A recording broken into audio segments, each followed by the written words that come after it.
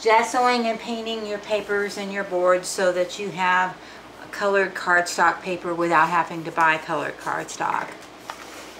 Alright, this is my thumbnail book, and I use famous pictures, art pictures, other artist pieces, and I try to simplify their composition into the basic geometric shapes and forms. And I try to not do value and color for a lot of them, so that when I sit down and play with the thumbnail that I have no preconceived notion, and then it ends up looking like my stuff and not somebody else's work. So I do that as well. And you're going to be working with cardstock to create your images today, and you can paint from your images, and that's what I'm going to do for my painting class. So I have a book of them as well, and I know artists who take and sell these for $5 a piece after they make their little demo pieces. And I always cut a little bit bigger piece of black and a tiny bit bigger for white so that it's framed. And you would be surprised what a difference it makes. It just makes your composition feel like it's finished. So that's what we're going for. And if you haven't got cardstock to work with, but you've bought white cardstock, that will work just fine. Alright, so I have already painted a gold piece. That this was just gold acrylic paint on my cardstock, and a medium gray acrylic. That one has a little bit of line through it. I kind of like the extra texture. And then I have a black, a darker gray, and a black. And the directions just said to use paper that is high contrast. So I've got various tones of gray. I will use the blacks and the grays and things in collage. And if I want it to look like a painting, I will paint my white with gesso.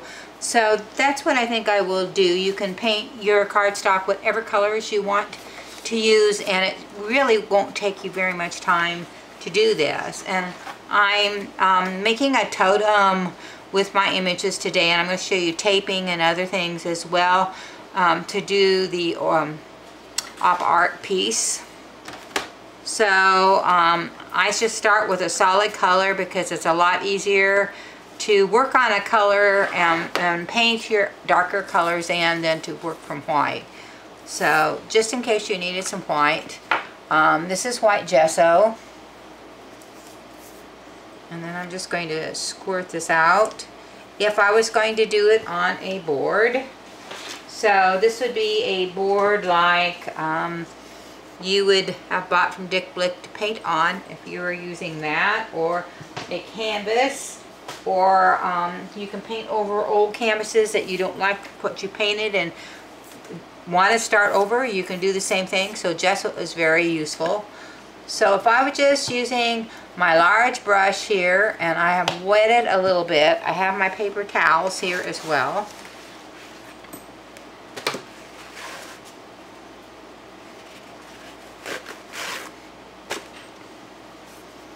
Make sure that I've just got mainly paint. And then there's a little bit of gray in this, but that's alright. And if I'm using my brush, I'm making kind of an X mark. So if it's a canvas or paper or whatever, you will lose some of your texture and everything of your paint if you use that X mark. If you try to do it smooth like this, see, you're going to get lines no matter what. So that is the way that I usually paint the background for all of my gessoed paintings. If I want it to be smooth, then I will get a little roller like this. I'll get my hand in the paint here.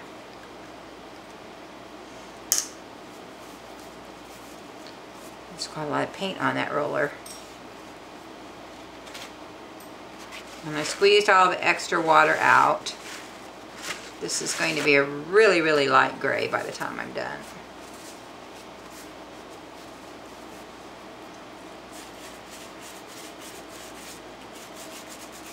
Mix my color up a little bit here so I can get my gray.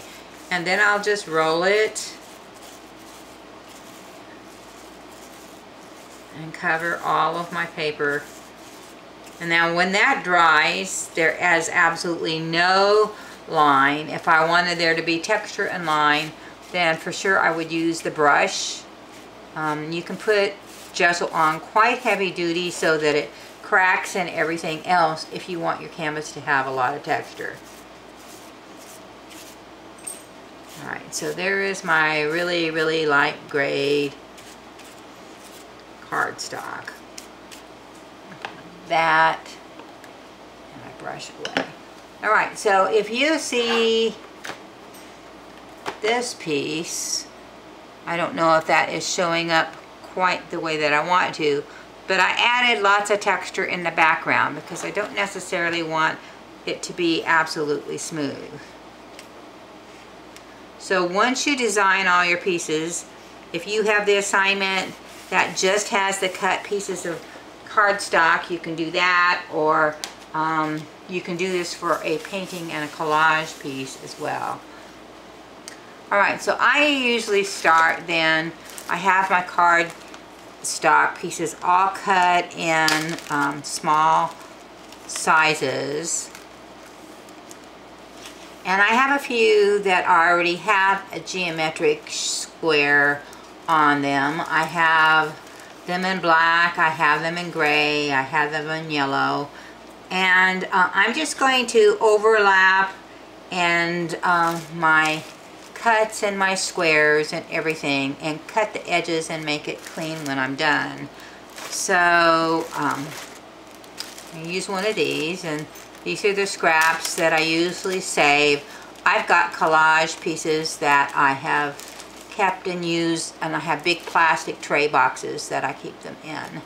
So I've got a nice piece of black there with a gray on it that I could cut up.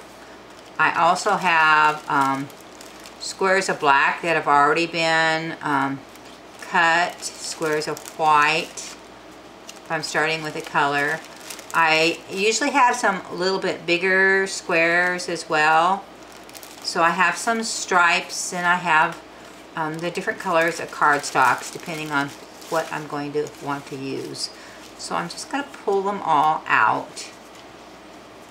And it's very easy to spend a half hour playing with all these basic shapes. And you see most of mine right now are geometric. I've got a few with gold on them because I like to use a little bit of golden color in my pieces. And I said I have one that I showed you that I had painted gold, so that for a bigger piece, if I want gold cardstock, I can have that. So I have little squares, bigger squares, and I have my scissors right here. If I'm doing something that's not op art, I tear most of my paper for my collages. This is called a deckled edge, where it has been torn here. And so it'd be really easy following the directions. If you use a square, you need to use a square in all of them. If you use stripes and lines, you need to use stripes and lines in all of them. And you're not supposed to go over 6 of the same shape. I don't know that I've counted and followed the directions quite perfectly with that. The composition is more what I'm going for than staying absolutely 100% accurate within the game, the puzzle game. So I can just start laying things out, cutting things as I need them, trying not to make them too busy, too much going on. I've got a box. I'm using the positive and the negative. So that's 1, 2, 3, 4 stripes in one box. I'm not sure I care completely for the colors. You also can cut little pieces out of magazines, or other colored cardstock, and use that in your piece for a little bit of accent, because it being all solid color, it's not all that interesting. This is a end paper that I printed on, and so I'll use that. This is a photocopy that I watercolored. And so for my big collages, I use all different kinds of paper.